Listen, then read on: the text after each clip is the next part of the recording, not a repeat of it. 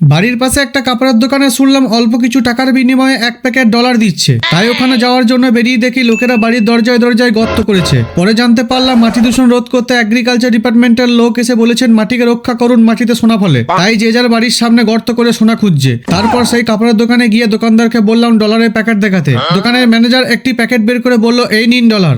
তখন দেখলাম ডলার দিয়ে কোম্পানি জাঙ্গিয়া প্যান্ট বানিয়েছে। দোকানের ম্যানেজার বলল এই ডলারের প্যান্ট পরলে নাকি বড়লোক ফিল আসে। তারপর দেখলাম ওই দোকানে একটি মাথা কাটা, হাত কাটা, পা কাটা লাশকে মডেল বানিয়ে দোকানে টাঙিয়ে রেখেছে।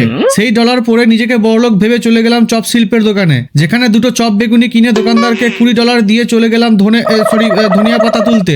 আজ বড়লোকের ব্রেকফাস্ট করব। থালায় চপ, মুড়ি, বেগুনি আর ওই পাতা নিয়ে বড়লোকের স্টাইলে আয়েস করে ব্রেকফাস্ট ছাড়লাম। তারপর চলে গেলাম দাদাদের বাড়ি। বলেছিল আমার জন্য গিফট এনেছে বোলপুর থেকে। দেখলাম একটা রবীন্দ্রনাথ ঠাকুরের মূর্তি আর পেনদানি এনেছে। আমি তো খুবই খুশি হয়ে দাদাকে জড়িয়ে ধরে ধন্যবাদ দিলাম। আজকে রবীন্দ্রনাথ ঠাকুর বেঁচে থাকলে হয়তো আমাকে দুটো চড় মেরে বলতো বেয়াদব, স্কুলে তো আমার কবিতা পড়তে পারতিস না, আবার আমার মূর্তি পেয়ে আদেক খেতে দেখাচ্ছিস।